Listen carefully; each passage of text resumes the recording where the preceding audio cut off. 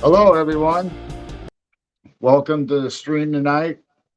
We have a special guest, Dennis Carroll, who has 55 years plus in paranormal investigation and UFOlogy. And he's a well known author and has many books on Amazon and Barnes and Noble. And be sure to check him out.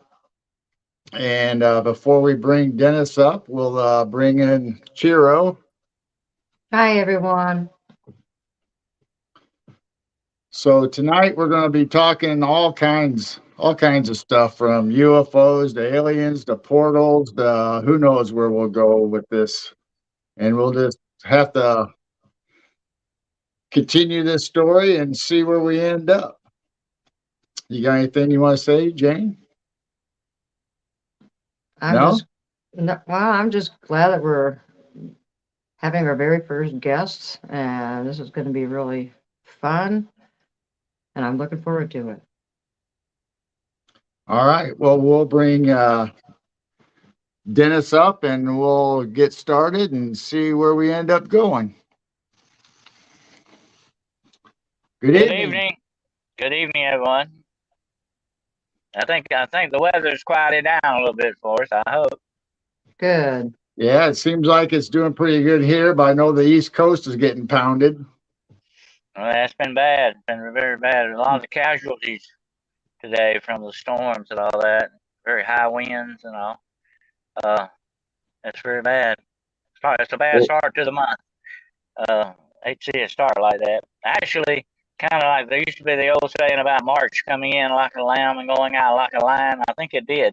we This were time it we kind of were went out like driving a lion. we were Yeah. driving today on 80 heading towards Iowa or the Quad Cities for us, Davenport, Moline, and all them. And we saw one barn that got its roof ripped off and stuff, and it was scattered all across the fields, across the interstate, and on the other side. Uh, back in my younger days, I did a little storm chasing. I've always been interested in weather, and to see these interesting new kind of weather patterns that seem to be Hmm. going on nowadays, very interesting. We talked about that earlier today, Gerald, on the Nighthawk show, about the weaponization of weather, which we think is probably what's going on with a lot of this. So these are some very. It's like that old Chinese curse. May you live in interesting times. I think we are definitely cursed in that way. Hmm. Times are very interesting, unfortunately. Oh yeah, I remember as a kid, there was a big tornado going out west of our town, and it was out by my dad's cousin's farm. So he packed us all in the car, and we went out there, and we got to see the tornado go across the fields and wiped out one of his barns. But we everybody got there in time to get the animals out and safe. And when we were helping clean it up later, I'd see pieces of straw stuck in trees. But even Wow. now lately, we've even had a tornado in the mountains. That's usually unheard of. Really? You know? That is unheard Uh, of. that's about the, out in the Midwest. Your land's pretty flat. You might have Yeah. Hmm. occasional hill or something, but it's pretty flat. Like now, where I live in the foothills of the Appalachians. Um, but we still have we live in sort of a tornado alley because of the way we're situated. We're not in the mountains. We're in the foothills, or the Hmm. Piedmont, as it's called. And Yep. I live next to, matter of fact, I live across the state line from Jessica, the cryptid hunter. She's in Oh, Georgia. Oh, She's a okay. Georgia girl. Yeah. And we have all of our, it seems like all of our bad storms come out of Georgia. Some come out of North Carolina, but like most of them come out of Georgia. And actually, my mother's people originated from Georgia, so I got kind of half Georgia in there, I guess. But anyway, I used to make my mother mad. She was from Georgia, and I used to tell her the only good thing ever come out of Georgia was I-85, which was highway. But we used to get some bad stuff from Georgia with the storms, definitely. Um, but we sort of live. I don't think it's the way we have this big lake. I live next to a huge lake, almost like an inland sea to a certain extent. called Lake Hartwell. And I would love for you to come down here and let me show you around it sometime. In the middle of Lake Hartwell is Cemetery Island. It's Oh, what Oh, the remains of a plantation, and it's on an island. And when they you know they sunk a lot of towns when they built this lake. It's a man-made lake, and the plantation got sunk, but the actual cemetery left over from the plantation is on this island. And they say it is haunted. I have not been there. You talk about a eerie place. If I were gonna shoot a horror movie, I would definitely go there. It'd be wow. pretty late. So we have some interesting spots. So if you're ever in my neighborhood, look me up. I'll show you around. All right. Sounds yeah, good. Well, we're yeah, going to sounds talk tonight interesting. about UFOs. Is that right? One of my favorite subjects. Yep, we can go UFOs, aliens, and portals, and wherever we want to go. Well, we always go off the rails and down the trails with this stuff. So who knows where we'll end up? But anyway, uh, I had several UFO experiences in my time. I've seen a lot of strange things. Like we were talking before the show. I've been an astronomer. I've been interested in the sky all my life. It's fascinating to me. You know, to look up at the stars is to look into eternity. That's what it is. It just goes on forever. It's amazing. It amazes me to this day. It still has that attraction for me. But like I said, I watch the skies. A lot of people nowadays, they got their head in the phone. You know, they're always looking at. They don't look up anymore. You know, which is what I always Yep. like. But and that's like you and I've talked about before, girl, with the night watches. You know, I used to do a lot of those. I would get a lot of people together, and we do it now. Watch who all we could see, of course. Most of the time, just spot satellites, but you do see something every once in a while, like that. But in this neck of the woods, we have orbs. A lot of these Mm. red-looking kind of orbs. I know you've heard of those, and Yep. we see a lot of those, especially on the coast of South Carolina, down towards Myrtle Beach and Charleston, down that way.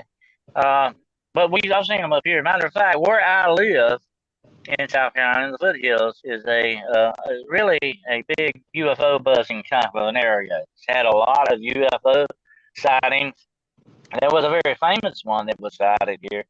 It made national headlines years ago, and I talked to the guy that actually saw it, and it was over a lake. Now, we were talking this morning, you might remember, about these UFOs buzzing power lines and, Oh Mm. and yeah. maybe drawing the power off of these towers and stuff. People have actually said they've seen that happen. They've seen like lightning bolts, go to the ships and to the lines. And that wouldn't surprise me. I mean, that would be, hey, look, that's a lot of cheap fuel there if you wanted something like that. It's Yeah. like plugging your Yeah, it phone makes in. sense. Yeah, stop in and let's, get some electricity for free. But we don't get it for free. We had to pay for it, unfortunately. We're not like Yep. the aliens. But anyway, this was over a lake, and it was a lake nearby where I live. It's called Lake Succession. And he actually saw this UFO taking water out of the lake, Oh, like stuck in water up into the UFO, and it was a saucer shaped type of UFO. I talked to him years ago. The poor guy got ridiculed. This was back in the old days, okay? You didn't talk about things like this very much. Now it's wide open and talked about like we're doing tonight. That's right. wonderful to me because back when I started, I've been like 55 plus years in this. There were some things you didn't talk about. They think you were ready for the loony bin. Guys are like, "Totes come get you." Uh, you didn't talk about a lot of this stuff. And when people would talk to you, they would say, "Well, don't get my name out and all that." And I would always, of course, go by that. I would abide by that, whatever it was they wanted. But I talked to this poor guy, and it kind of destroyed. It didn't. I'm not gonna say it destroyed his life, but it made life a lot harder on him. And it got on the National Enquirer. Remember the National Enquirer? Yep. And it got on some TV shows. And he was an ambulance driver. And the reason why I talked to him, I worked at a hospital. I worked at a local hospital for about 30 years, and I knew this guy. His name was Jerry. I won't get his last name out.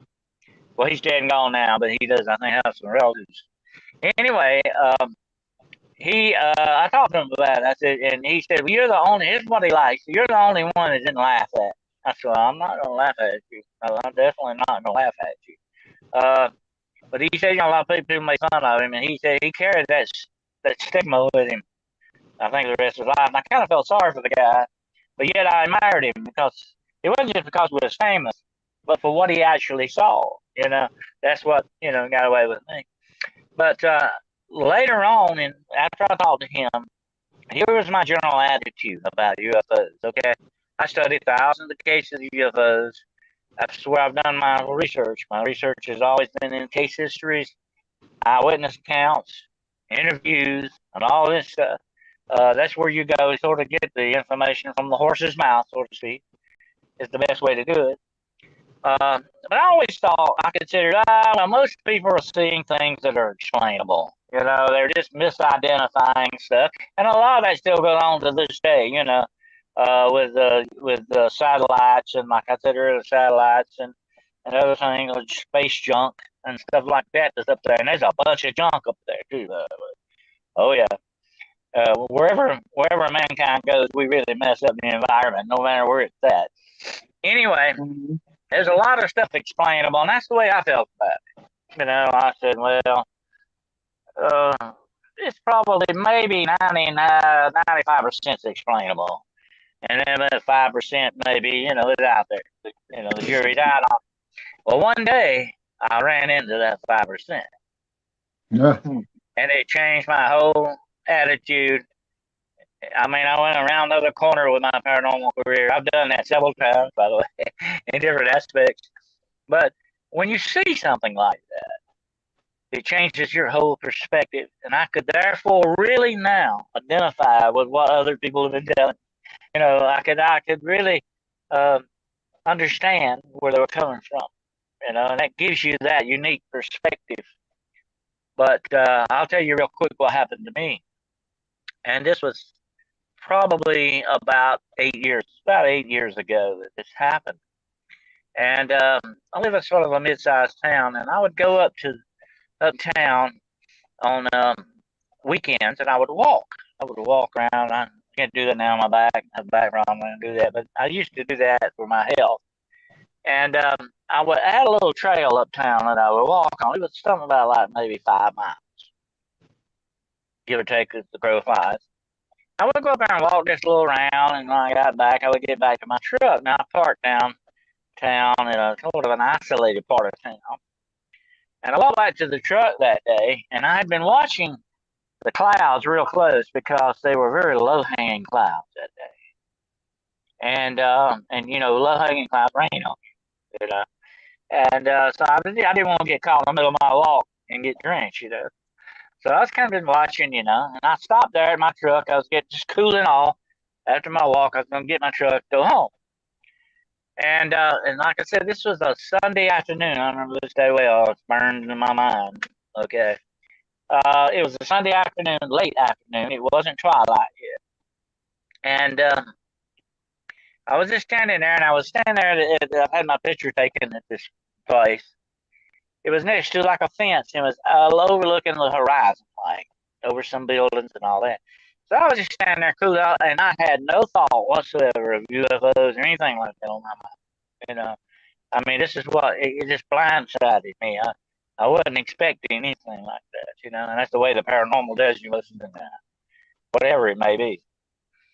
Anyway, I was looking out over the horizon, and I could see something in and out of the clouds coming towards me. Oh. And I said, well, what is that? Because I've seen everything that flies. I've seen rocket ships. I've seen gliders. Everything that man has made to fly, I've seen it. Okay, and this is some ultra top secret airplane I don't know about. But anyway, I'm watching this thing coming towards me, and it's in and out of the clouds, and it's black.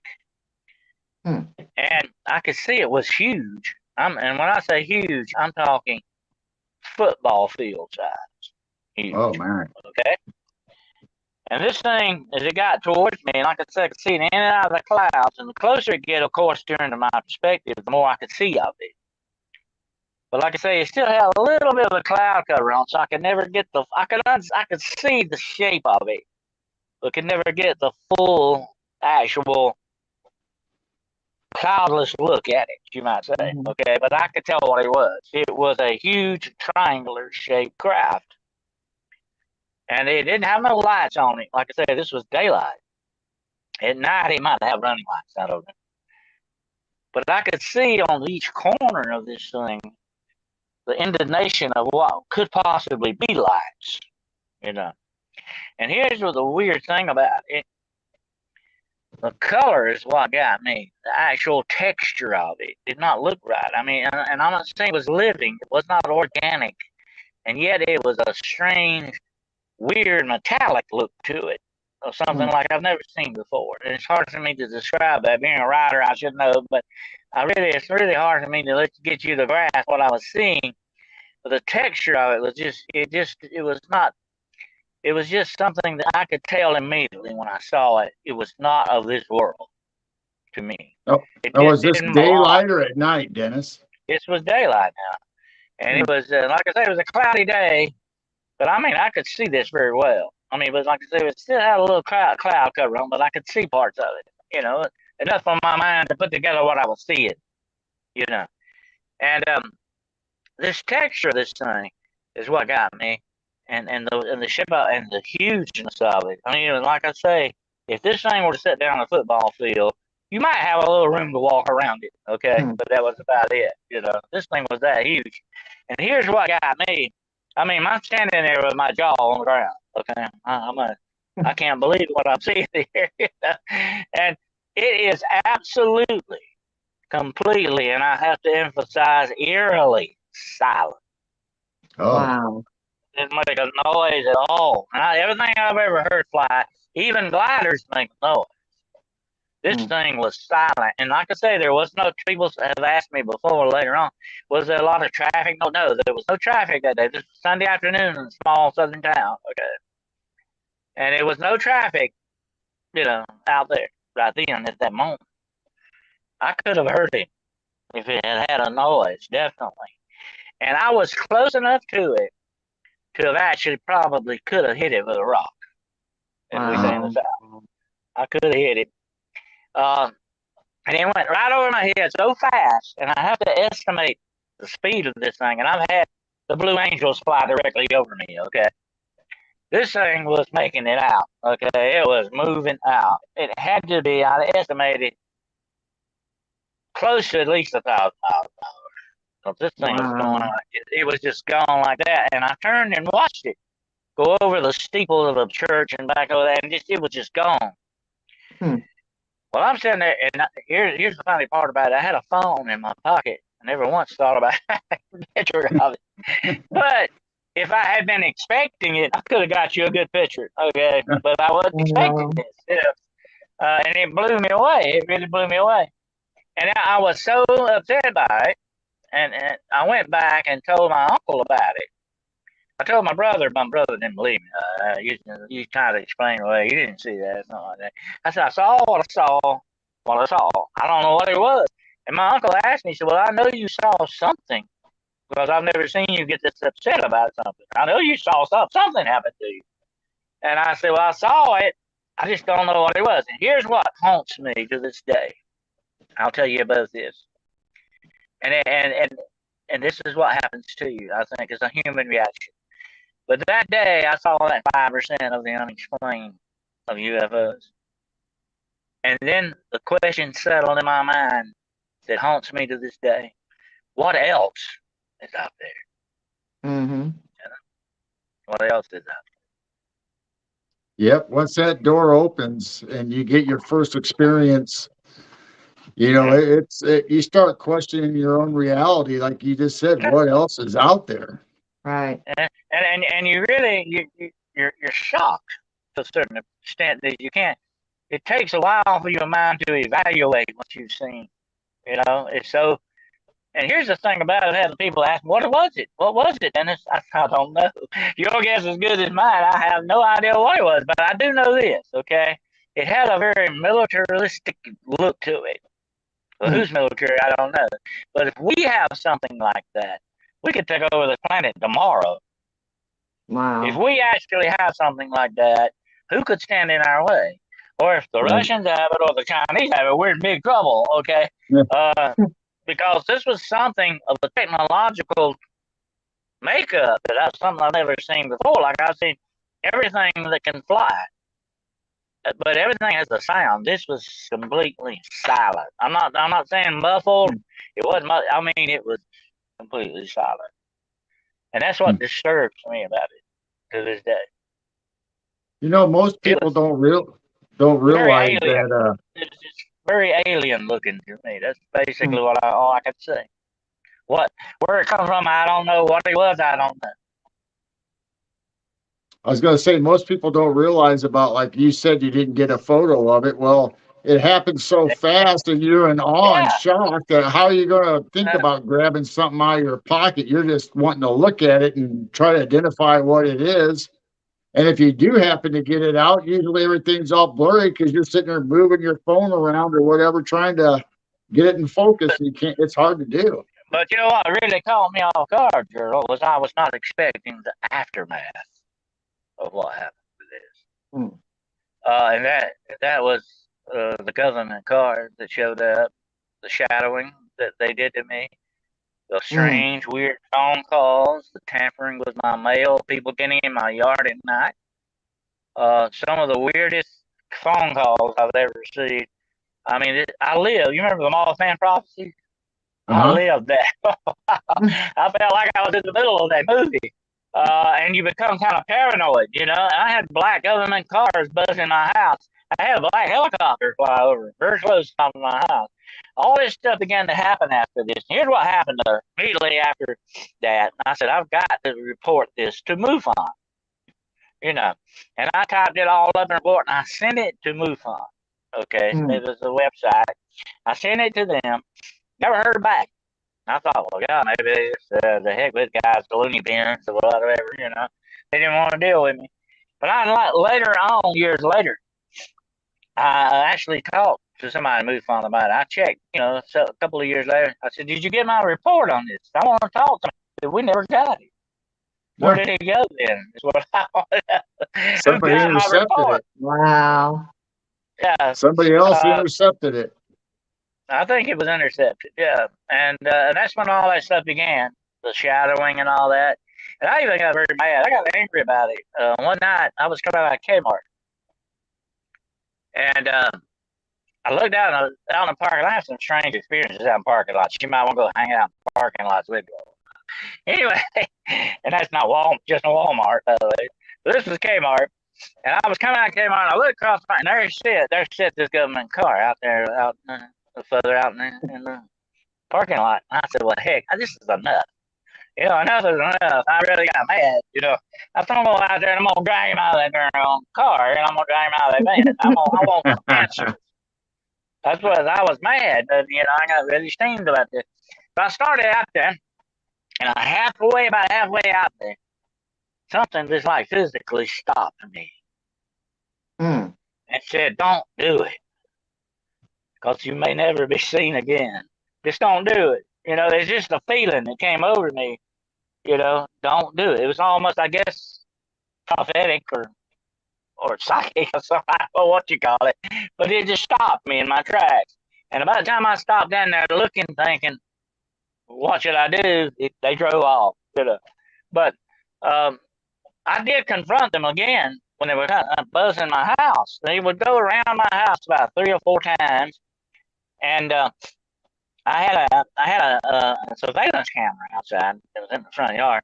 And here's the weird thing about that. The very night I wanted to get them on tape and show people this, because people say, "Oh, you're crazy. This nothing that's not happening." And I want proof. You know, I always want to say, "I got this is real. This is really happening. I'm not making it up." And I had a surveillance camera, and the very night I tried to get them on film, the hard drive died. Okay, that's just the way it Uh, goes. Anyway, I walked out in the street. I said, "I'm gonna stop them out here in front of my house," and I asked them, "What do you want with me?" You know, and by the time I got out on the sidewalk, I seen them way at the end of the street. They stopped. I turned around and left. That was it. They knew what I was going to do. They saw me out there. Mm. But I even, now this is the way, it disturbed me so bad. Like I said, you become become a little paranoid by this. I began to check the inside of my house for bugs. So people come and check the plugs and the outlets and everything, and I began to check my house out. What the heck was going on? And I even went and drove around my neighborhood for several hours at a time. And I was thinking, maybe somebody lives not far from me that works for the government, you know. But I couldn't explain Mm. it. Maybe that's what's good. I could never find that. I could never find anything. But if you ever see those vans, you know that they're definitely interested in you. And here's one little weird thing to this. It finally tapered off and stopped. But when I began to write my last book, The Road Unseen, it started up again. And this was before I had it published or anything. How did they know that? And I even write that in the book. Since I started finishing this book, they've showed up again. Uh, and so, like, every now and then, they'll kind of kind of push my buttons if they can. They kind of let me know they're still around. Like, we know what you're up to. Now, you think any of that was Men in Black, or you think it was all government agencies, or you think they were all both? Mm-hmm. But I actually had a run-in with a real Men in Black. I don't know if I ever told you about that. Oh yeah, the real Men in Black, not the guys in the movie. These are the real deal. And here's the weird. It was one of the weirdest things that ever happened to me, and almost cost me my life. Okay. But I was on a radio show, and I've done a lot of these podcasts. And I've done a lot of radio shows. That's back before we had such things as podcasts, by the way. I think podcasts are much more neat. You get to see everybody. Anyway, I was doing a radio show. I was doing a Lon Strickler radio show. You know who Lon Strickler is, don't you? Yeah. Panels of Monsters. Really good guy. Anyway, I was on his show and we were talking about the Men in Black. I said, okay, here's what I'm going to do. I said, I'm going to put out an invitation to the Men in Black. Come see me. I want to talk to you. Come see me and let's talk. And I was just kind of joking a little bit, but I kind of was half serious too. And I was a little bit joking on that. And I said, let's come see me. And actually, I'll tell you both, I actually got an answer to that invitation. Oh, wow. And it happened a few weeks after that. And I was at a shopping center. It was a convenience store in a shopping center. About probably, as the crow flies, about 3 or 4 miles from where I live. And I stopped in there one afternoon. Well, it was late. It was almost twilight. Not quite dusky dark yet, but it's getting kind of dark. I stopped in there while you went in to get a soda, And I come back, it was a hot day. I remember it was very hot. It might have been, I think it was like in June. Okay, it started getting pretty warm. And I went in and got my Coke, whatever it was, Pepsi. I'm a Pepsi-aholic, by the way. I got my Pepsi and I was coming out. And I had parked on the sidewalk in my truck. And I had my little dog was in my truck with me. And I left him and I ran in to get this, run back. I don't like to leave him alone, especially in the truck. You might drive off without. You never know. Anyway, the dog. He doesn't have a driver's license. He's got a license, but it's not a driver. So anyway, I'm standing on the sidewalk, and all of a sudden I see something. Now I like old cars. I've always liked old cars, and just to look at. I don't have one, but I would like to have one. But it's kind of a rich man's hobby now.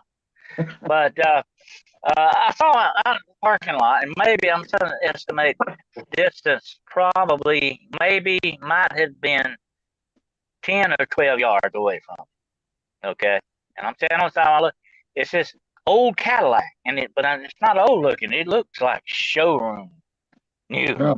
It's shiny, black, big fin Cadillac. I'd probably put it might have been like a 65 or 66 Cadillac, somewhere back in there.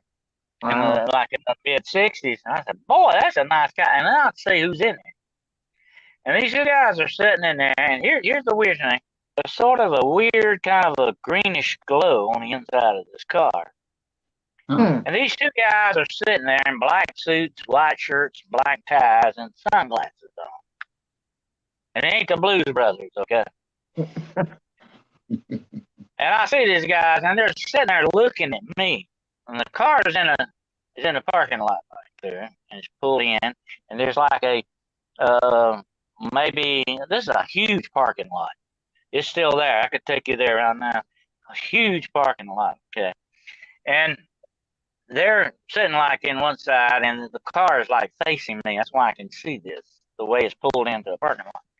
And I'm sitting there looking at them. And I said, "Oh my God, that's the Men in Black." I mean, it's them. I mean, who else could it be? It looks like that, you know?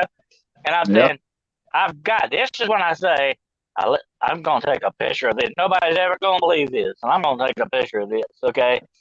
And I reached to get my phone out, and oh God, I left it in my truck. It's in my truck, okay? So I start backing up, and I get to the truck, and I got the electric door to open the truck up. And by the time I open the door, and I'm going to reach in and get the phone, I turn around, and the car is gone. Yeah. And let me tell you this, there is no way on this earth that car could have got out of that parking lot that quick without Wow. burning rubber or something. It didn't get airlifted. I don't know where it went. And I was Wow. like, that's another jaw dropping moment. I'm going like, did this really happen? You know, I mean, it was so quick because when I started, as I turned to go to the car, I could see him slowly backing out of the parking lot. Okay, mention that part. It was slowly backing out. There's just no way they could have gotten no, quick. I jumped in my truck. I rode around 2 or 3 hours looking for these guys. To no avail.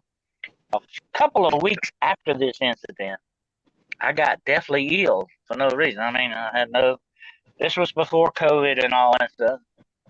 I got very deathly ill. To this day, they don't know what it was. I almost died. Okay. Wow. I got dehydrated to the point where I was like only a couple hours from death. I actually saw the angel of death. That's the story for another time. Anyway, I was almost dead. And I feel, and I talked to this about tonight, I'll talk about this. I think that sometimes when you brush arms or shoulders with the paranormal, if you're not careful, it can come at a high price. And I talked to my friend Nick Redfern, a very famous author, who's done a book about the Men in Black, several books about them. There's women in black too, by the way. And he said, Dennis, I'll tell you what happened. They wanted you to see them. And it was a message to you that we can touch you anytime we want. Wow. And I feel that's what it was. Yep. You only think the gangsters do stuff like that or the mob, but nope. Yeah, like the mafia. But I'm telling you what, if they may be the outer space connected mafia, I don't know what they are. But I think, my own personal opinion, I think they're demonic in their nature, without a doubt. But I've had some other clues and other run-ins with the people who've had run-ins with them. I think they're downright demonic in nature. Now, I think there's also, here's the interesting point about this before we move back to UFOs. Interesting point about the Men in Black. I think there's some of them may be real government agents that are using the persona of the Men in Black to muddy the waters. You know, we talked about that today. When it comes to UFOlogy, the government and certain aspects of our civilization have muddied the water so much, we don't know what's real and what's not real anymore when it comes to UFOlogy. We really don't. We don't know what's real government misinformation, and I do believe without doubt they have an office of misinformation, no doubt about it. They're very good at spreading disinformation, clouding the issue so that you don't know what kind of muddy water you're walking in. You know, you don't know really what's real. And they want it that way. That's the way they want it. And, you know, J. Edgar Hoover knew about the Men in Black, the real Men. I think these were the real deal that I ran into. But I believe there are government agents that know that about the Men in Black, and they use that to do some things they want to do, to threaten people and stuff like that. But that's another show for another time, I know. But still, that was sort of connected. To me, it always in my mind is connected with my UFO experience. And that was Right. it. And I do think the men in black and the federal government are connected somehow. And there might be, like you said, government agents that are men in black to come out and then investigate, because that's how we got Blue Book and all that stuff. But Well, then you got the the dark Roswell aspect like you're talking about, the men in black that could be supernatural or demonic that show up. And I've read some of reports and heard people talk about when they show up, you can tell. You just have that eerie feeling about them. And they them. literally threaten you, you need to keep your Oh, mouth yeah. shut. And every Well, you once in a know, while, they'll take their shades and pull them down. And a couple people said that it's like almost reptilian or that they have slits for the eyes. Yeah. yeah, they act inhuman. Whichever way you look at it, they don't they look like they act like beings trying to pull off trying to be human. You know what I'm saying? That's what they're trying Yep. to do. That's the real invite. Yeah, the real deal. But during the Roswell incident, I remember what that lady that gave her statement to that Air Force officer, and she said, and he said, "Now that's everything you wanted to tell me." And she said, "Yeah." He said, "Okay, ma'am, I want you to forget everything you just told." She said, "What? What are you talking about?" He said, "Look, it's a big desert out there. They'll never find your body." Uh, Wow. fear You don't get factor. much more direct Mhm. than that. That's pretty direct. That's Yeah, that's that's the what other you're thing doing. about all this is that people that tell their friends and family, half of them don't believe you anyway. Just like you said about your brother and stuff. And I've encountered it with friends. You start telling that, then you pretty soon you just don't want to tell nobody because they don't believe you anyway. Then you have something like the Men in Black that threaten you. So it's a no-win I think situation. I think it's I think a lot of it uh, is that people don't want to believe because it kind of bothers them. You know what I'm saying? Mhm. They kind of know deep down inside it's real, but they don't want to think about it. They don't want to deal with it. It bothers them, and they push it aside. That's a human reaction in some ways, but it's Mhm. still small-minded. I've always said, have an open mind. You don't want your brain to fall out, but you got to have an open mind. You know, only thing. Mhm. Some people don't look at it that way, though. Some people say, "That's just ridiculous. I don't want to deal with that. That bothers me too much. It rocks my boat, and I don't want to mess with it." You know. Right. Or they see on TV or whatever where people are being called crazy, so they don't want to get involved or get their name mixed up in it. That's what I've always said. You wouldn't believe. I wish I had a dollar for every time somebody has told me in the past, I don't believe that kind of stuff. Let me tell you what happened to me. It happens a lot. Uh, but some people they'll open up to. But like I say, it's so good, and now we can get together like this and out in the open and talk about these things.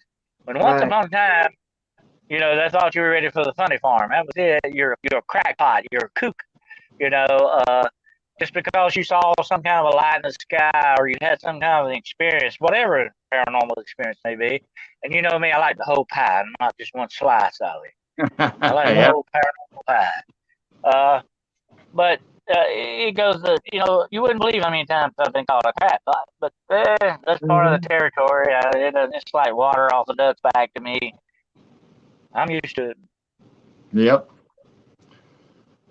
Well, should we go to uh, Well, now I had UFOs another some more, or you UFO. want to go I, to a different topic?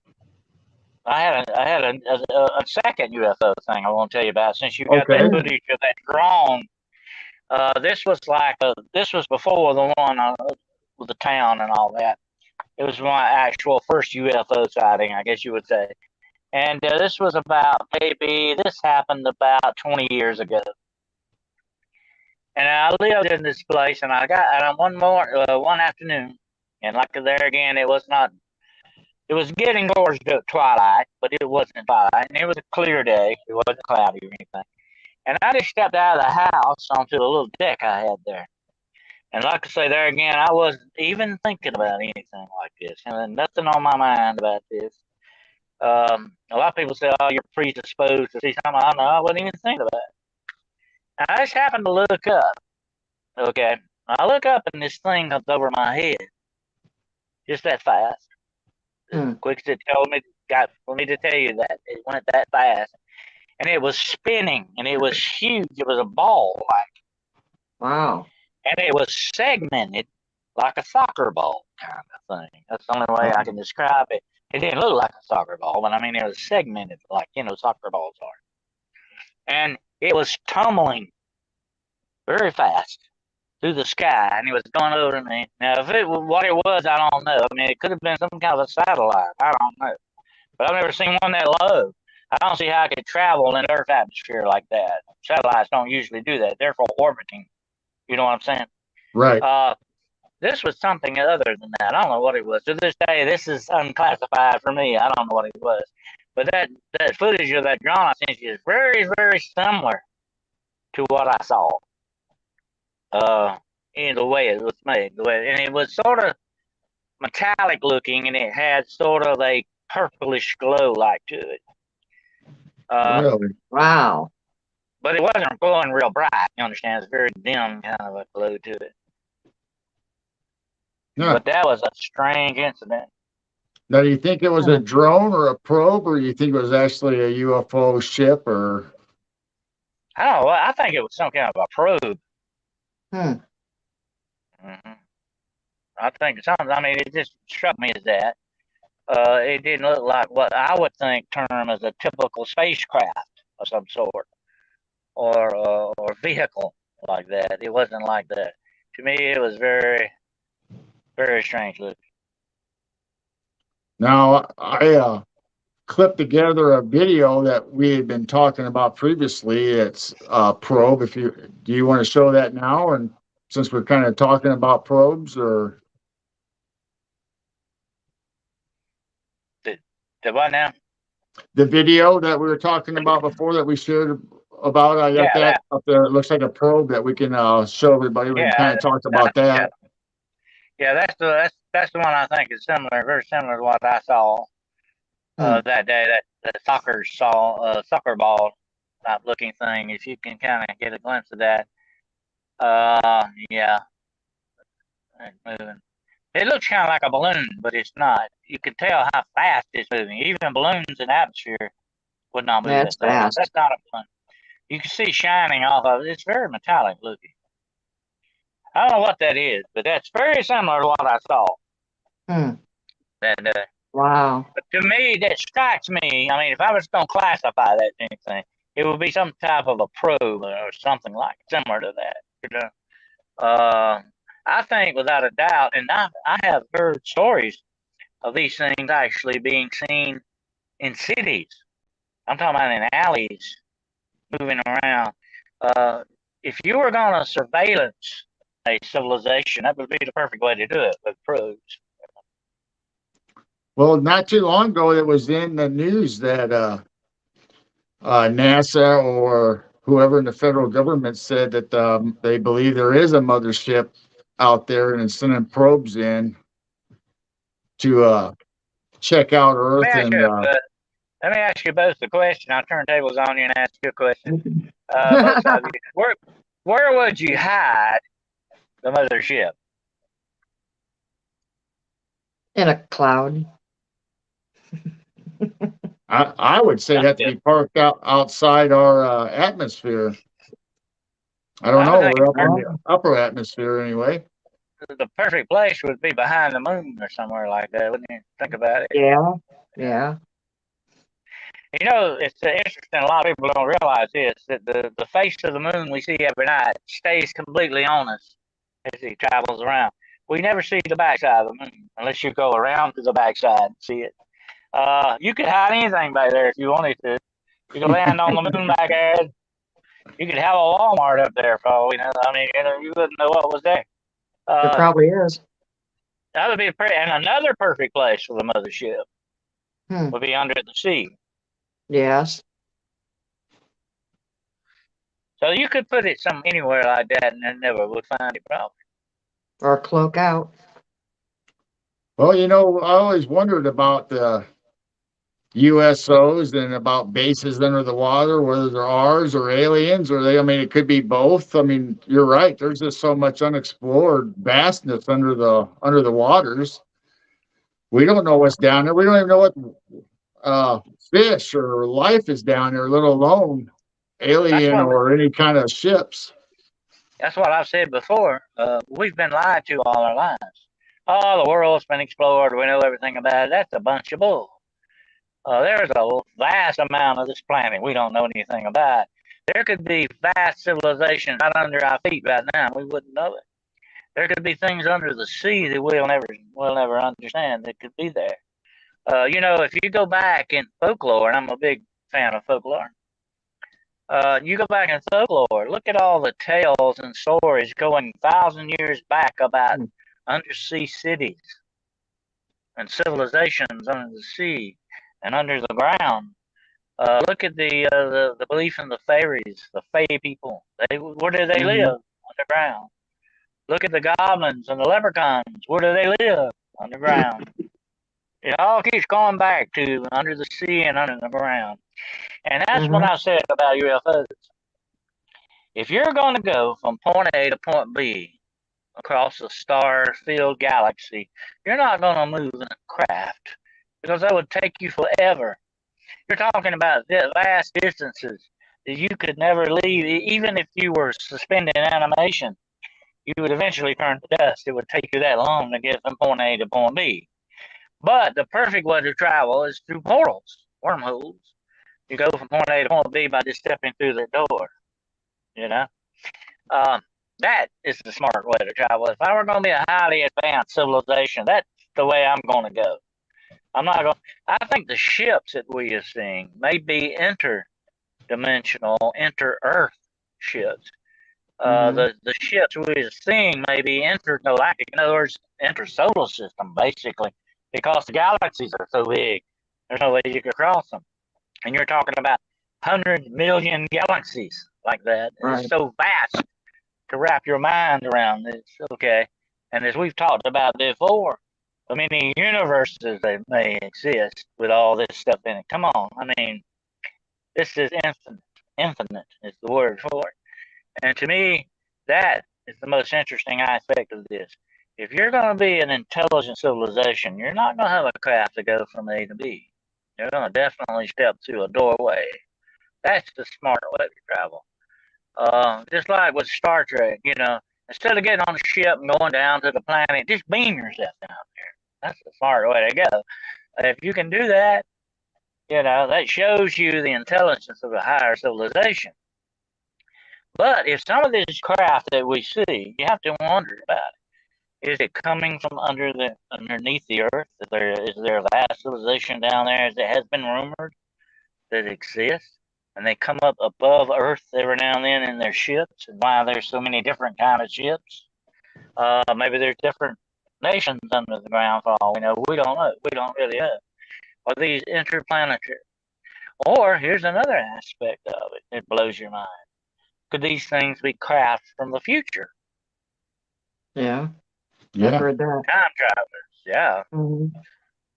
What if something very bad? I've often thought about this. I was sitting around thinking about the other day. What if something very bad takes place in the far flung future? And the people of the future say, we've got to go back and fix this. Because we painted ourselves in that proverbial corner. We're doomed unless we go back and do something about this. Would that not be one explanation for a lot of this? Maybe they're coming back to try to change things or to save humanity itself. Maybe that's why some of these beings are taking our genes and our blood and they're experimenting on us. Could they be like trying to save a future humanity? Could Interesting be. Yeah, thought. yeah, because they say, maybe some of the UFOs or unexplained objects are time travelers or from a future human race, if you want to say that, like you said, coming back, maybe they are doing what you're saying. And you would need a craft to actually go through time and space that way, more so Hmm. than going through a doorway. You know what I'm saying? That would be a Yep. smart way to do it. Think about it. That's an interesting concept. Here's one I, more. If there are vast civilizations under the sea and underground, and there may be different countries there for all we know, different. Would they not be saying We were driven underground back in the past by humanity. Now it's time for us to take back what's ours. Yeah, I just I I hate just to go read the home. other I just read the other day in an article about how they say scientists now believe they know how to open up a gateway or a portal for them to travel through to go interdimensional into like outer Well, space to Mars or whatever. that goes with a lot of these, and you need to look this up. I know you like to do research. I guess Carrroll does too. But uh, you do some research on an interesting subject: doors in the desert. You'll see what you'll Oh, find. doors in the Doors desert. in the desert. Yeah. There's Yeah. been some even camera footage of these secret doors opening in mountains and stuff, and sides of canyons. These huge doors that are completely camouflaged. When they go back to you couldn't find them. There's some weird stuff going on there. What's behind those doors? That's what I'd like to Right. know. Mm-hmm. What is it? Mount Shasta that they say has an open door and they see ships and lights come out of it all the time. Hmm. Yeah, Mm. and this stuff is not new. This stuff's been reported for ages. Look at Columbus. He put it in his log books. Look, it goes way back to the Greek civilizations and the Roman civilizations. This stuff's not new, but they could have existed with us all this time underground. Like I say, there could be anything down there. Mm-hmm. There's already that connection with Bigfoot and even Dogman with cave systems. What's going on with that? It seems like I've talked about this many times as I've learned in my investigative research over the years. You look for the patterns. The patterns tell you a story. It's just like that old game, connect the dots. It all leads you to something, gives you a bigger picture when you connect them finally.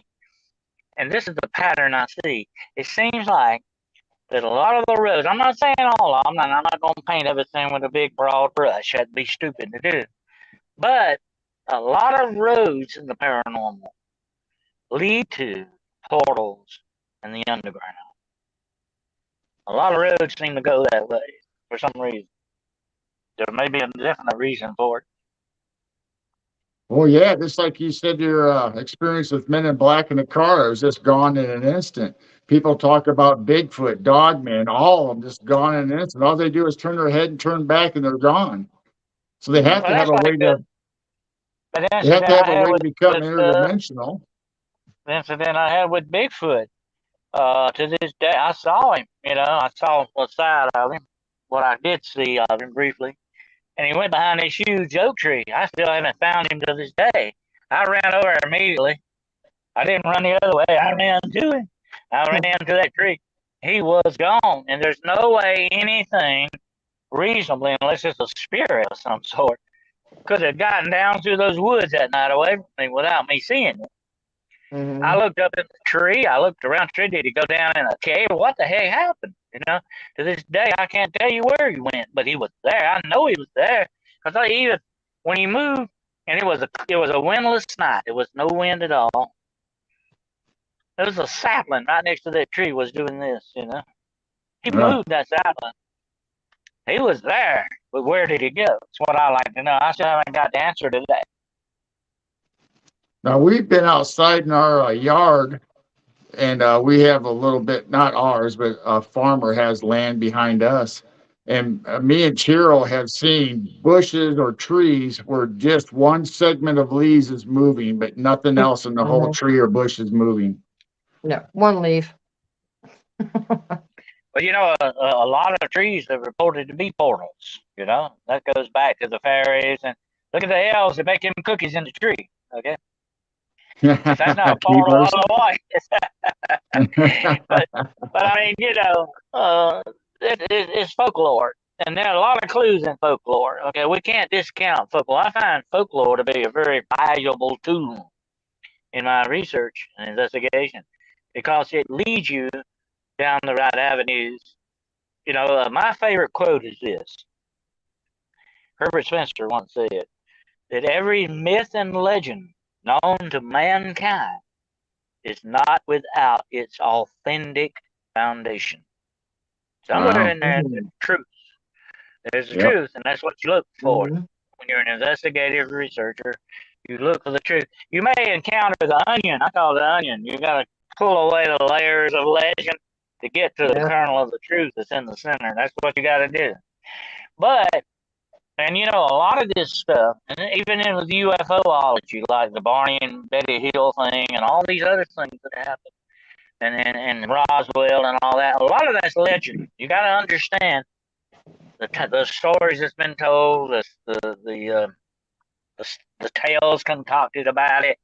All of this are the layers of legend that you got to cut through. Okay, don't get hung up on the layers. Don't get stuck in the layers. Go for the heart of the matter. That's what the truth lies, and that's what you'll find is your real true pursuant of this thing. That's what you want to find. The truth of the Yep, matter.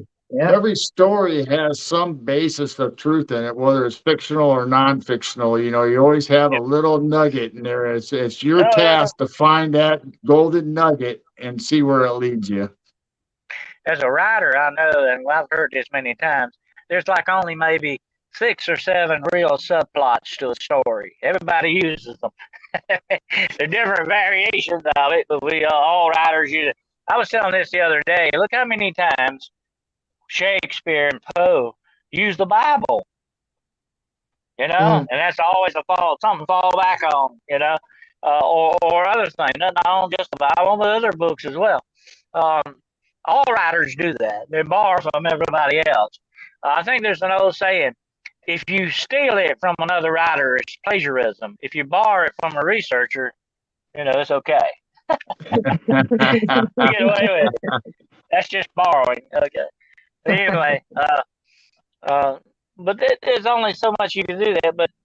But everything has a basis. You're right. It has a basis in truth. It started somewhere as a truth or something that actually really happened.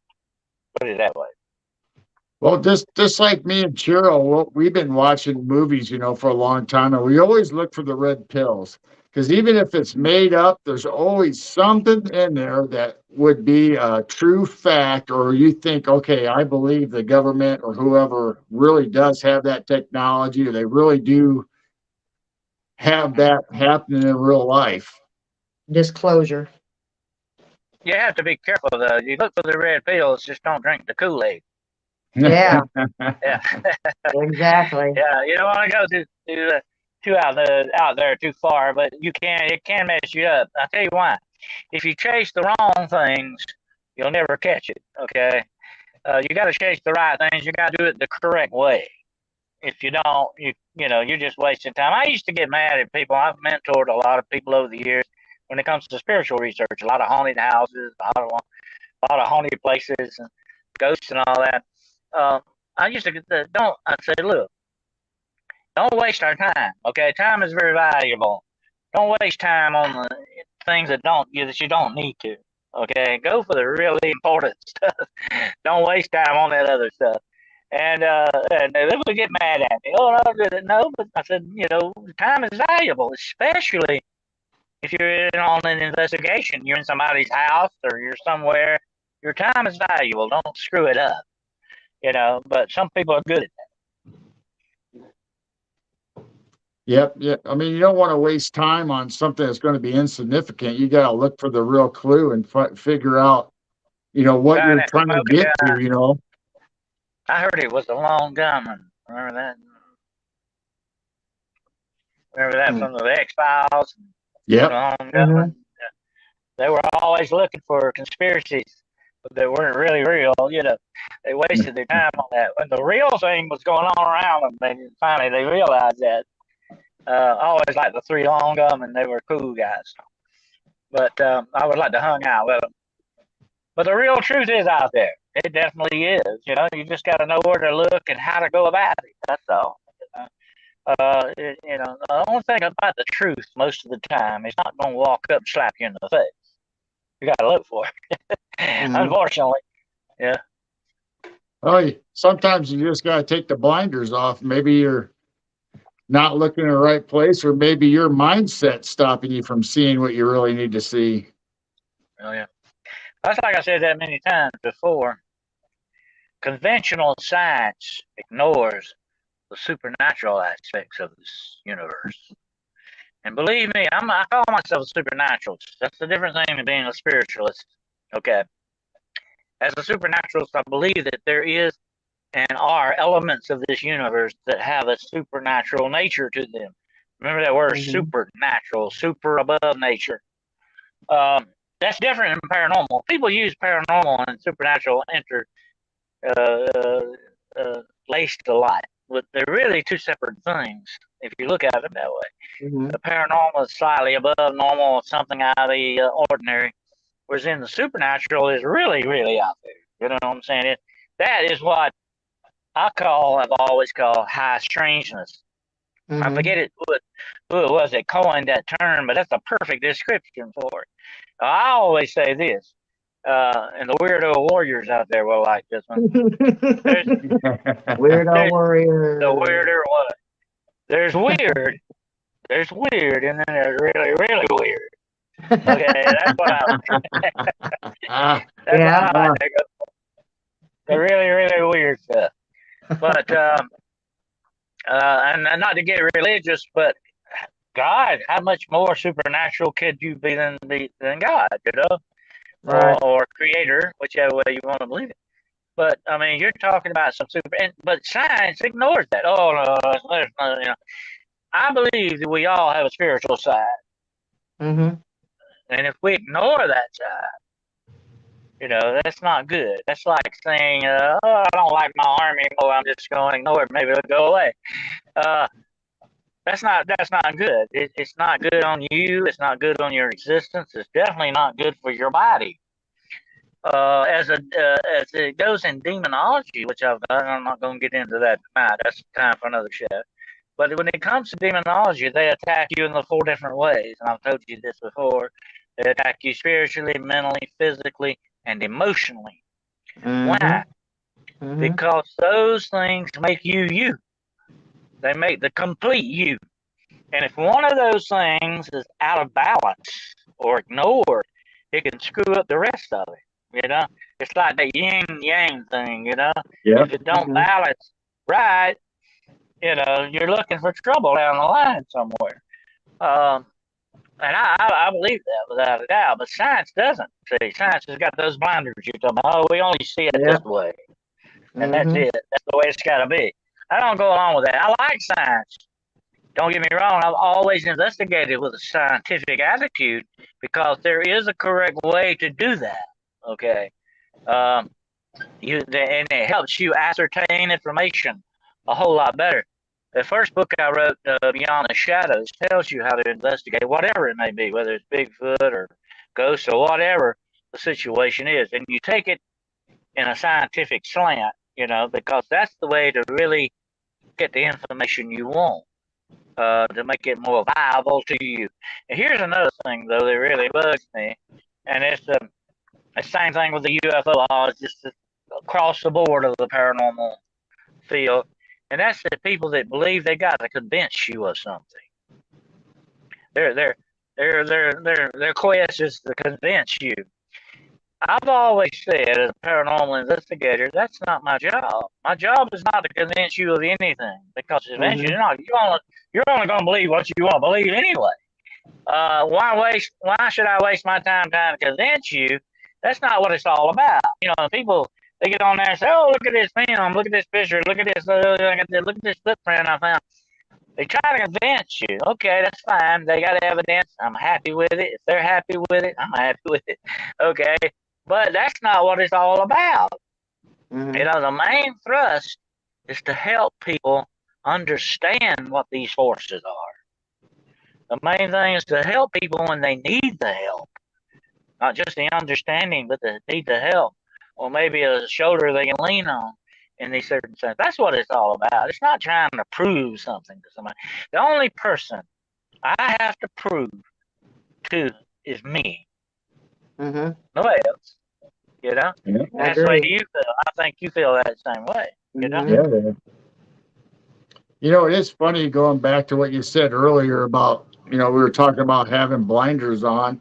Even as people who love to investigate the paranormal or Bigfoot or whatever their thing is, they take that first experience And then they're so focused on that.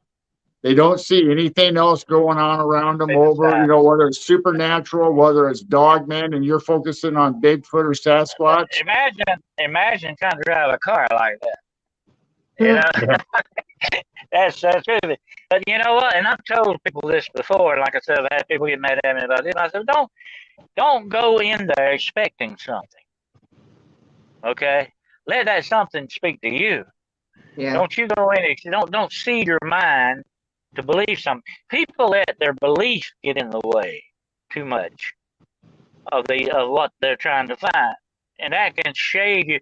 I always envision this, whatever the evidence may be. And like I say, when I confronted it, like the UFO, I mean, I couldn't ignore that, definitely. But in my mind, there's always been a set of scales, you know?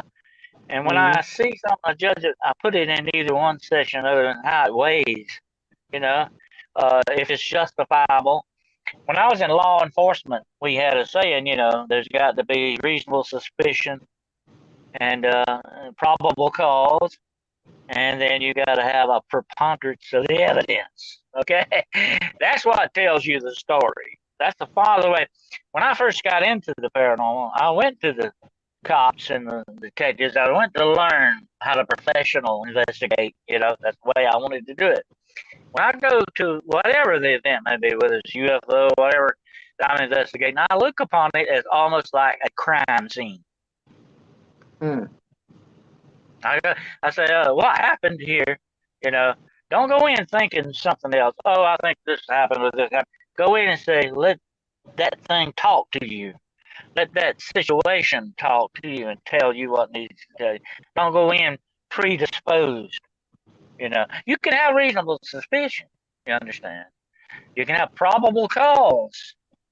But in the end, you must have that preponderance of the evidence that goes on that scale to tell you what's really going on, not just what you want to believe. Right.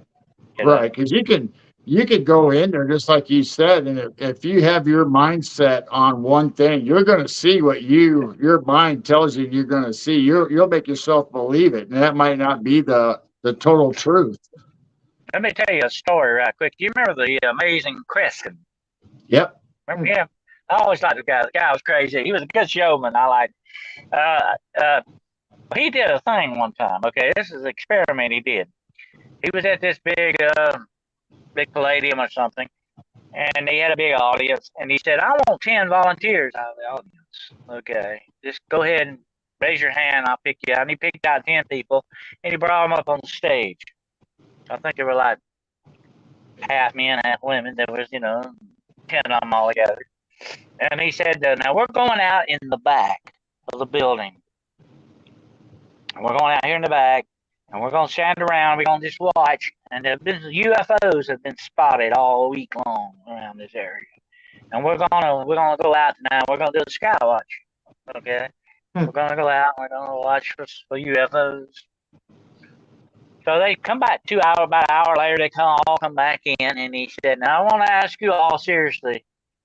Now, no kidding." He said, "How many of you think you saw a UFO out there?" And about 8 of them raised their hand. He said, "Well, that's very interesting because I lied. Nobody saw any UFOs out there, but I planted that seed in your mind, and you saw what I wanted you to see. We don't need to do that. We need to shy away from that and keep away from that as possible. We don't need to plant that seed." Here's what I said a lot about these so-called Bigfoot hunters or dogman hunters, whatever you want to go out there looking for. And like I said, I've never run into Dogman. I'd like to check him out one day. But anyway, here's what you do. You go out there and beat the bushes and holler and scream and hit on trees, smoke cigarettes, talk loud in loud voices. You're never going to find Bigfoot. If you do see Bigfoot, you are incredibly lucky son of a gun, okay? Because he's done heard you from 10 miles away, all right? And if he is the world's hide and seek champion, he's not going to let you see him, okay? The perfect way to you ever to see the Bigfoot, which is what happened to me that night, is to lay in wait for him. Become part of the land, part of the environment that relaxes him a little bit so that he doesn't know imagine He's thinking maybe look at that guy in the woods, in the bushes. He's probably okay. I don't think he's gonna bother me. So that's the way Bigfoot looks at you. Okay, so Mhm. watch what you better do. Go out there and make a nut job of yourself out there beating on trees, or you want to see the real Bigfoot. Okay, I mean, which one you want to do? There's a right way and a wrong way to do it. But um, like I said before, you don't want to waste your time. Don't waste time. That's valuable stuff. Yep, absolutely. Goes Yeah, by I mean, too I can't fast. imagine. Or go ahead, James. I just said it goes by too fast. Yeah. Just sit back and relax and enjoy things. Well, Yes. that's the thing about the ghost hunter shows. Okay, real ghost hunting is sitting in a room 5 hours waiting for something to happen. Mm-hmm. That's the real feel. It is not going through there saying, "Oh, did you hear that?" Time for a commercial. They get you to come back. Watch the rest of it. Come on, I talk think to me. 99% of that is not real. Okay, come on, it's TV. Right. I've been in a movie. I was in a movie. I don't know if I ever told you this. I've done some acting. Okay, and I was in a horror movie. And when you find out what Hollywood really is, it's 99.9% fake. Okay, Mm-hmm. come on. I mean, it is. I said, I've been offered several times my own TV show, but they didn't want to deal with me because I didn't fake it. I wanted to do the real thing, but they don't find that interesting. You don't just walk in a room and say, "Well, Uncle Tom's ghost is in here," and you leave. It don't work that way. Everywhere you go is not haunted, by the way. It's not that. I'm not going to say it's rare, but it's not that prevalent as Hollywood would have you believe. Okay. Right. Same thing with Bigfoot and all the rest of this. Same thing with UFOs. It's not going on as much as these people are selling it. They're making money off of it. Be very, very, very suspicious of anything that has to do with money. Okay. Be very Yep. special. Be very Oh careful. yeah. Yeah. Because they'll do anything for the money. But 9 times out of 10, it's boring. As we used to say in law enforcement, you can ride around in a car all day, but then you got to get out and do the footwork. Mm-hmm. You got to get out and walk around. You got to go out and patrol. So you got to do that, but they don't find that interesting. They're in it for the big money, and that's why a lot of this stuff's a bunch of junk. And here's another thing about some of these people in the Bigfoot communities, the UFO communities too. They're just trying to get rich, famous, make some big bucks. Mm-hmm. Sure, I've read a few books, but I'm not a rich man because of it. I wanted to get it out there. That's all I wanted to do. I wasn't. I knew I wasn't going to make $1 million. But anyway, um, unless my name was Stephen King. But the whole thing is get the information out there. That's what I want to do. I want to communicate. I know I was going to get rich off of that. But some of these people think they are. They're going to get rich. They're going to get famous. That's what they're in it for. And to me, they have actually prostituted themselves. Mm-hmm. They really have. I hate to say that in that term, but that's the terminology that fits it. When 2020 came about, we all know what happened during that time. I think that's the one key thing that has been a great attribute to this investigating and everything is getting everybody together, do little shows like this, and we're getting to Yeah. meet more and more people and Zoom having all these started. people in chat that have the same interest as we do, and where everybody is being like one community, whether it's Bigfoot, Dogman, UFO, they're all coming together and they're all starting to investigate all these different subjects that, you used to be focused on one field, but now you're opening up your mind and taking the blinders off like we were talking about, and everybody's working together and becoming all these friendships developing, or everybody's being on these shows. And I think it's just a Well, vast improvement on what it used to be. Mm-hmm. I'm not going to get political, okay? But that's what's wrong with this country. We've segmented ourselves too much. We should be a network, especially in the paranormal community. We should be a network. We should be trading information. We should be shoring each other up. We should be helping Mm-hmm. each other, trying to find out what's going on. But we've segmented ourselves. Oh, I'm with Bigfoot. I don't want to do anything else over there. Or Right. I'm with Dog Man. I don't want to look at anything else over that side. Or UFOs. I don't mess with that. They've segmented themselves, and Mm-hmm. that's not good. That's never a good thing, because that like you said is the one word, community. You know, Mm-hmm. we need to be a network. We need to be connected, but we're not, and that's not good. Nope. Because it's all about division these days. hmm And the money. Yep. All about that. That's what most people. And if your heart is set on just the money, then really your spirit, your soul ain't in it for the right reason. You know, uh, I don't go along with you on that. To me, like I said, when I first started this journey 55 plus years ago, I'm not that old. I started when I was just a little bitty guy.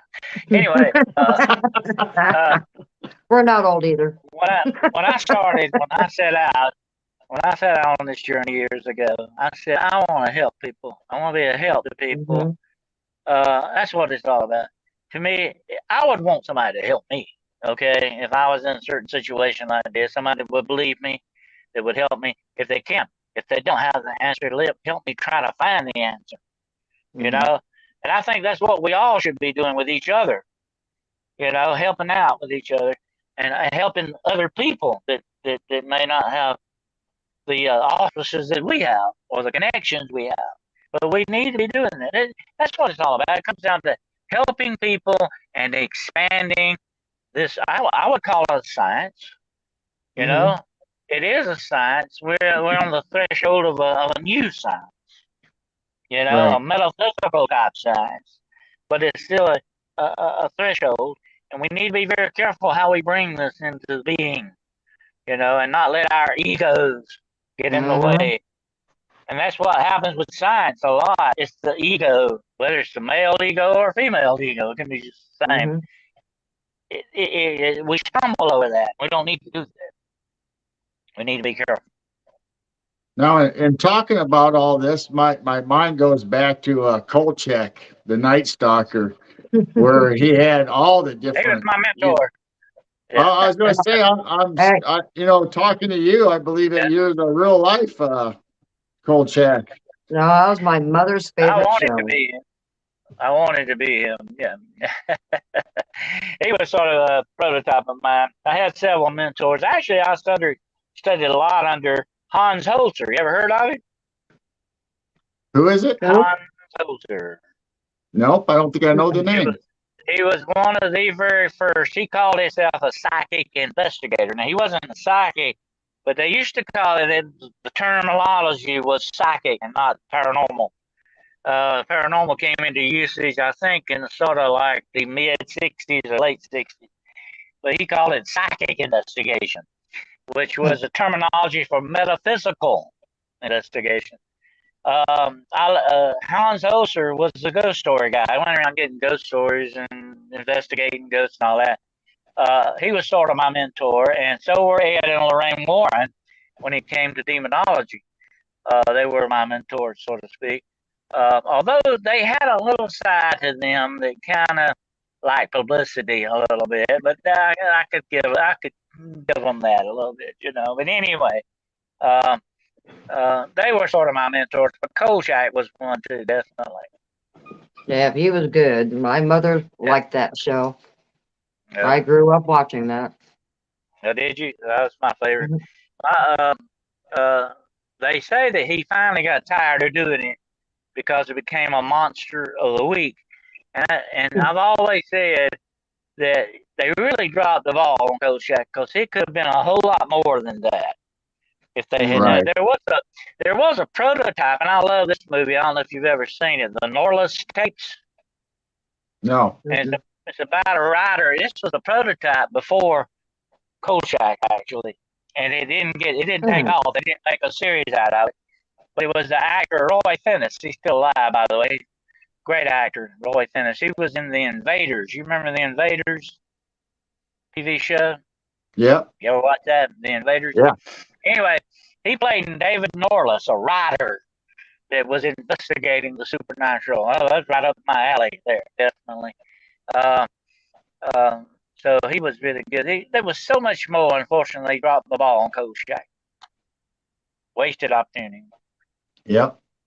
Now you were talking about, being in there to help people and, to get knowledge. Have you ever cleaned a house, so to say, for the paranormal or the demonology aspect? I have done thousands of house blessings or cleansings, or some Hmm. people call them location exorcisms. I've done thousands of them. I've had some freaky stuff happen with I that bet. too. I've actually been attacked several times while doing that in certain areas. Sometimes a lot of this can be people's supposition on things. They think something supernatural is really happening and it's not. And like I said, it's not rare, but it's not as prevalent as certain people would want you to believe. And everywhere you go, it's not haunted. If wherever somebody died was haunted, we would all be haunted to high heavens wherever we live. I mean, somebody has died here at one time or another, wherever like that. But um, to me, uh, people who have spiritual problems or have a spiritual problem and they need that area cleaned out, that's a very interesting thing and a very good thing to have auspices for. I have counseled people all over the world with demonological problems. Demons are real. I have met them face to face. It's one of the things that led me to begin first in the paranormal was an experience I had when I was, I think I was about 12 years old. I did have one other experience before that. But I was 12 years old during a church service, and and what began that day, actually, the piano player in the church was demonically possessed. And I didn't Hmm. know what Oh, that was. Hmm. I didn't really, understand what was going on. But that day, he was started doing some weird stuff, just banging on the piano and all that. So the pastor stopped the service and he went over there and they all began to pray for this man. And he said, the pastor told everybody, he said, everybody bow your heads, okay, and pray. I didn't. I watched. And as I was watching, I saw three demonic spirits come out of this man, Oh, oh wow. my. one after another, and they went out of him and through the wall. Were gone. Of all places you would think you would see demons would be a church, right? Well, it should be a holy area, but hey, demons go to church every Sunday. But anyway, uh, uh, oh, there's probably more of them there than regular people. But anyway, I'm sitting there like another jaw dropping moment. Did I see this? And the only way I can describe them for you, and like I say, therefore, words fail again, is like they were basketball size balls of dirty white light. Oh. Wow. About so big. And they exited this man, although I've seen them take on other images since then, but that's the way they appeared that day to me. That might have been in their actual, natural, spiritual form. I'm not sure. I had somebody ask me the other day, said, Dennis, you ought to write some books on demonology. I said, oh, where should I begin? It would take a library to do that. There's no way I could ever live long enough to do it. But anyway, I've seen them take on other images of shadow people, monstrous looking things. I've seen them look like children and people, dogs. The list goes on and on because they are shapeshifters of the true highest caliber. They can mortify into whatever they want to, I think. But it's never really looks natural. There's always something wrong about it, something not right. They can't actually recreate, I would say, God's creation to perfection. I know it's kind of hard to explain, but it's a spiritual concept. But anyway, they are real. They have Hmm. attacked me. I've faced them face to face. One of the most dramatic ones that I ran into was in a doctor's office, of all places. Hmm. This was the actual office of a doctor, not the office where he examines people, but this was the office. And he had been having some trouble. Actually, I was called to this clinic, and the nurses there were getting pinched on the butt and all kinds of stuff, weird stuff going on. Oh, And wow. yeah, they were seeing shadows and all that stuff.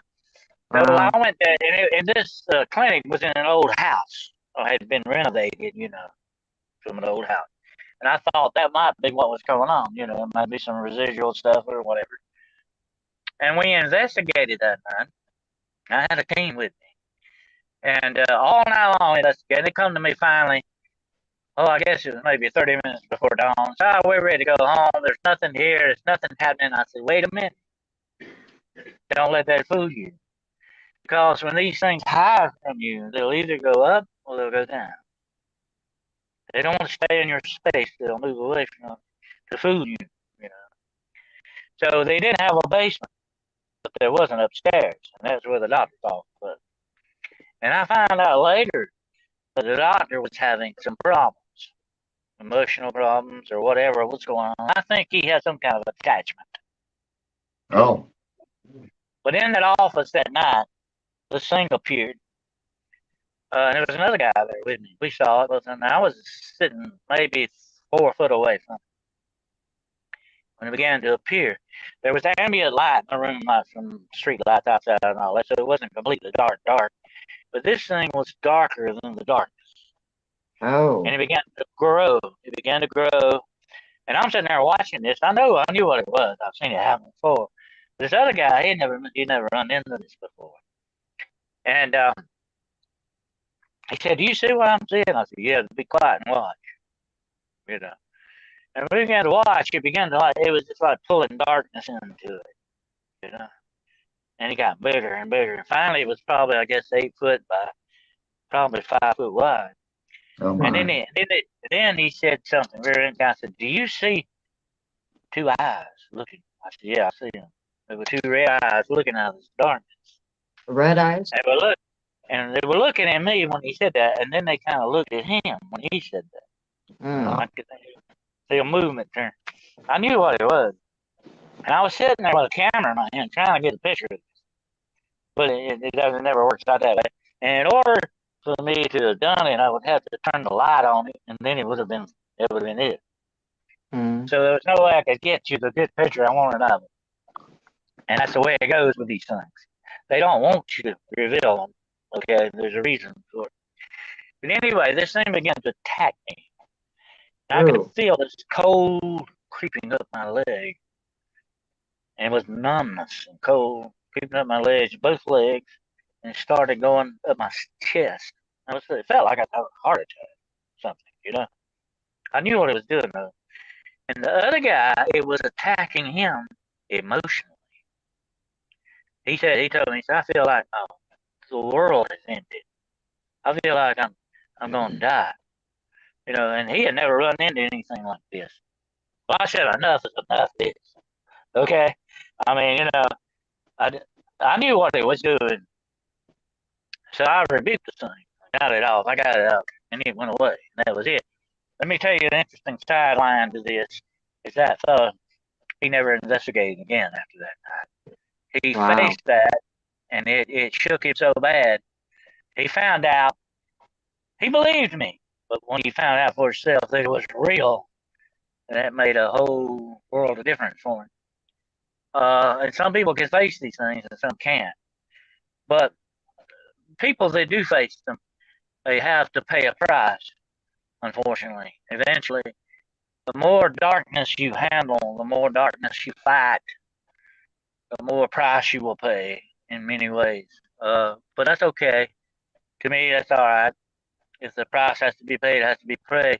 But, the battle has to be fought. And this is spiritual warfare in its essence. Uh, and it can be a very dangerous thing if you're not careful what you're dealing with.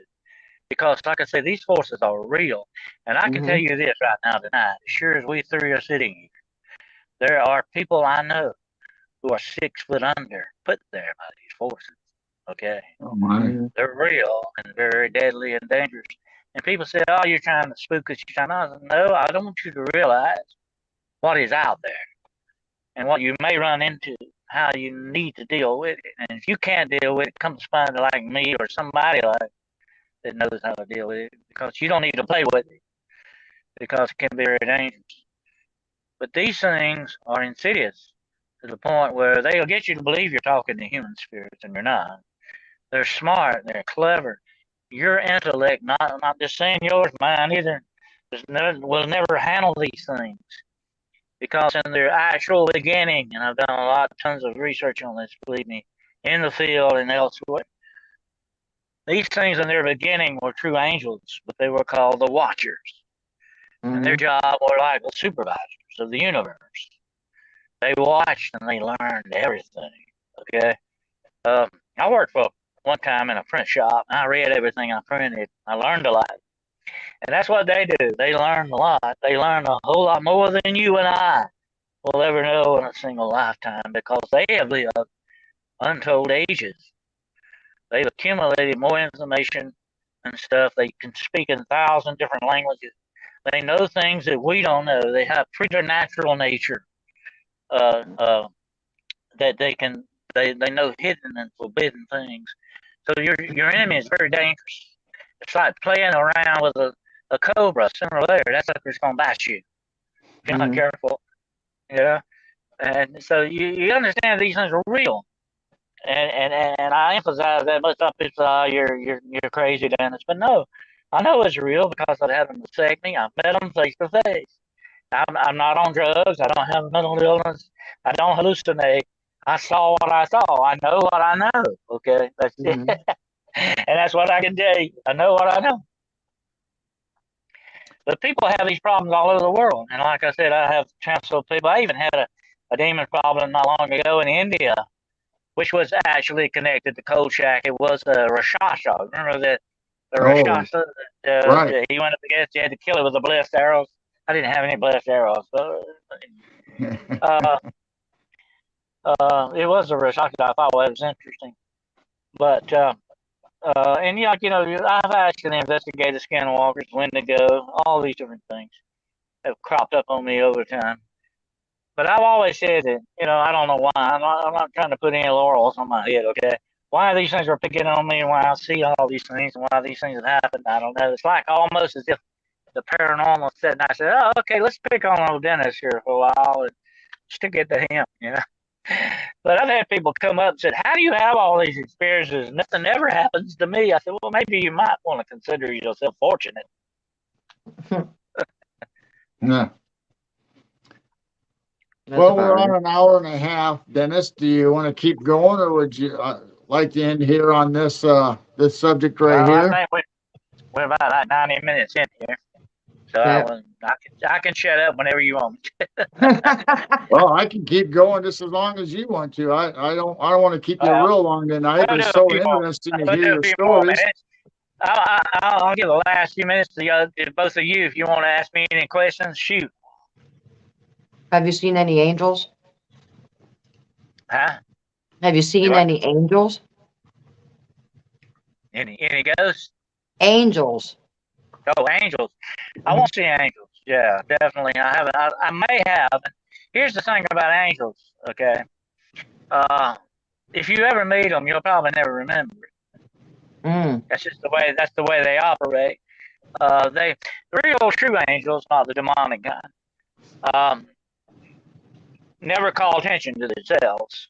I can sit here tonight until this time tomorrow night telling you angel stories, okay? I've done a lot of research. I like angelology better than demonology, okay? I like the good guys. They are more fascinating, by the way. But they never draw attention to themselves. They never put you between you and your creator. They will never do that. So those are the real angels. But they will never, you'll never have any remembrance of them unless it's meant for you to. Because it has to have something to do with your faith or something you need to remember. That will happen, but most of the time you won't remember. You won't know you had the help of angels. That's just the way they operate. I think that's another, Billy Graham had a very good book about that called God's Secret Angel, Agents for Angels. God's secret agents. They are secret agents to a certain extent. You don't know what they're doing. But they are fascinating creatures because, like I said, they were supervisors. at the beginning. They were the watchers. They were meant to keep God's creation going, and they knew a lot. But one angel would have enough power to destroy this planet very quickly. Hmm. That's how powerful these beings are. But their power is held in check by the will of God. Okay? Mm-hmm. But that's why the bad angels went bad. They went against the will. Um, this is a fascinating subject, which we could talk hours on, but I'm not going to get that deep into it. But angelology is some very, very interesting stories to tell. And I'll tell you one right quick. With this young girl, who had been a rapist in this neighborhood. And when this young girl, I think she's about 16 years old, and she was coming home one day and through the neighborhood. Well, she stayed at school, and it was almost getting dark. She was scared, and she had to go through an alley to get to where she lived. And way down the end of this house, she saw a guy standing. And she started praying, "Oh God, I got to get through this. I got to get through this alleyway. My mom was looking for me. I got to get home. Please help me." That's all she said, you know. All of a sudden, she looked down, and this great big white German Shepherd was standing there with her. He comes walking up to her. Big old white German Shepherd. And he walks with her all the way down through the alley. Oh. And the guy in the alley sees this dog. He takes off and leaves. She finds out later he was the rapist, by the way. How she described him to the police. She got home, and the dog followed her all the way home, up to the doorsteps. And she opened the door and said, "I'm going to take this dog in and give him a treat." You know, he saved me, you know. And she turned around, the dog's not there anymore. Oh. It's gone. And she looked, and there's nowhere that dog could have went. Mm-hmm. It wasn't a dog.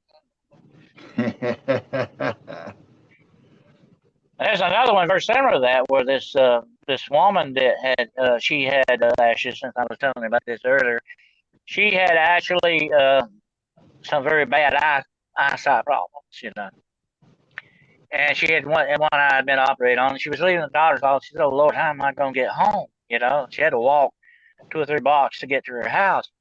Then all of a sudden, this nice guy comes up to her. He's got on an overcoat, real nice. She said, "It just made you feel good to see this guy." You know, you ever see somebody like that, happy, outward, going going person, just made you feel good to be in their presence. Mm-hmm. And he takes her by the arm and said, "Well, you want to walk this way with me, you know, because I'm going where you're going, you know." And he walks along with her, holds her arm. They cross the street. She gets home in 5 minutes. Would have took her half an hour, you know, because she couldn't see. It's just little things like this. Because she turned around to thank the guy when she gets to the door, and it had been snowing that day too. And she gets and turns around the door and said, "I want to thank you." The guy's gone, and there's only one set of footprints in the snow. Wow. Wow. So it's the little things too. But you know, as I said, I think it's a very interesting quote in the Bible. Are we not concerned with even the lowliest sparrow? Mm-hmm. Right. That's an angel. And growing up in the church, me and James talked about it all the time. You know, the famous line where, you know, you never know when you'll be entertaining angels. Mm-hmm. Mhm. Yeah. Yeah, that's very true. Thereby some of the entertained angels unawares. Definitely. Oh yeah. And like I say, you'll never. They're not gonna come up and say, "Hey, I'm an angel," you know. And, they're not gonna usually do that unless they have to, I guess. But Well, they don't come up like and I say said, I'm they don't demons. draw attention to themselves. There's many times I think in the Bible where angels have appeared to men and they would fall down to worship them. And the angels, "Oh, no, get up, don't worship me." But now on the flip side, the demons are egotistical maniacs. Yeah. Okay? They want you to do that. They would. They love that stuff. That's just the way they operate. They have completely corrupted their nature, their spiritual. It's not. You can have, as we get older and we have body corruption. You know, we get older, we get wrinkles, our muscles get out. That's a body corruption. But worse than that is spiritual corruption. It corrupts completely. Right. You know, and I've seen that happen. I've seen people with, what I would term as lost souls they are the most dangerous people you'll ever run into. Mhm. Because, and I've looked in their eyes and seen nothing but inhuman evil looking back. Mhm. Um, these are the serial killers. These are the people that will kill. I know in law enforcement we investigated the case one time where this guy horrendously killed his girlfriend. I mean, he cut her up in pieces, went home and lay down on the couch and took a nap. How can somebody do that? How much more Wow. inhuman can you get than that? Right. Those are the kind of people you got. They're just as dangerous, if not more dangerous, than the demons, by the way. Um, but that's what you got in this world. So but like that saying, earlier, you may walk down the street and you may look into the face of a murderer or the Mhm. face of an angel. You never know. Yep. You never know what you're going to run into. But angels are fascinating things. Definitely Mhm. very fascinating. Yeah, that's a great I'm subject. not too. I never got too deep in the angel numbers though. A lot of people in the Yeah, I'm angel not Yeah. into number the. thing. I do see 1111 all the time. I see 111, but to me, I don't know if they're angel But numbers or not. So I'm not really into the angel numbers. I just know it's well, something that many people are experiencing. we do have to remember that mathematics is the foundation of the universe to a certain Mhm. extent. It's very important, and I think there are certain instances where mathematics are sort of a supernatural thing in a way. That would be a good, interesting show for another time. But Right. Yeah. Mhm. supernatural mathematics, uh, and I think sometimes these numbers show up, and they're. I'll tell you this. I'll make this statement. After all I've learned over my life, and I haven't lived that long yet, but I don't believe in coincidence anymore. I don't either. Uh, Mhm. things happen for a reason, and there's a reason Mhm. behind everything. You Right. just got to find that Mhm. reason. I've raised my kids saying that. I tell them coincidences are not, things do happen for reasons. I just don't Yeah, believe in coincidences anymore. and science. I said this Mhm. in my book, The Road Unseen. Science tells us that for every action there is a reaction, Mhm. but behind every action there's a reason. Got to be. There's a reason for it, or you would have a useless universe. Right. Right. Yeah, all these experiences and things that happen to you. I mean, if nothing more, narrow it down to the experience you have and what have you learned from this? Right. Mm-hmm. Yeah, but in my pursuit of the paranormal and supernatural, I put myself into some very interesting situations that could have cost me my life. I won't get into that tonight, but um, you learn from your experiences, you know, Mhm.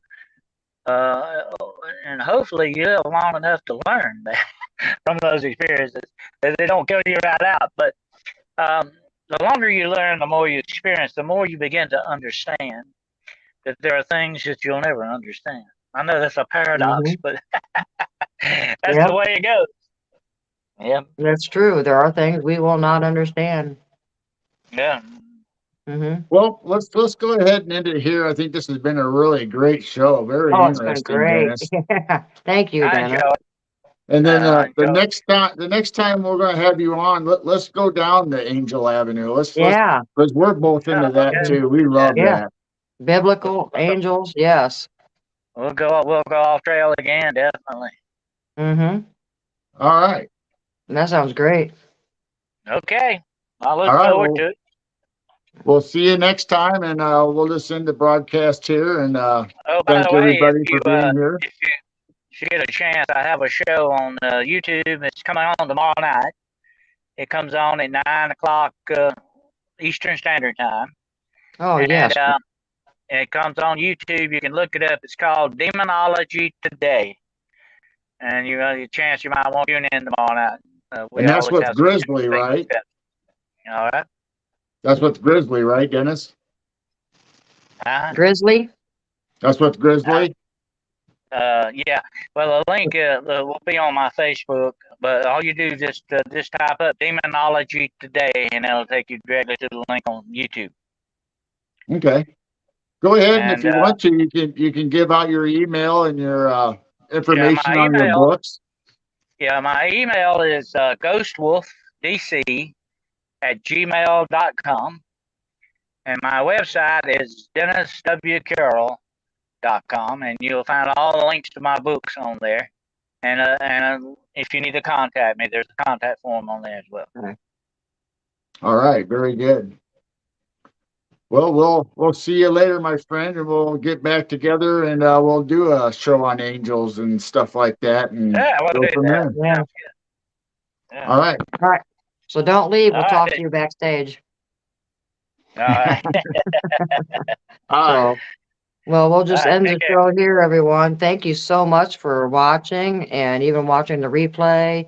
Please share, like our video, and subscribe.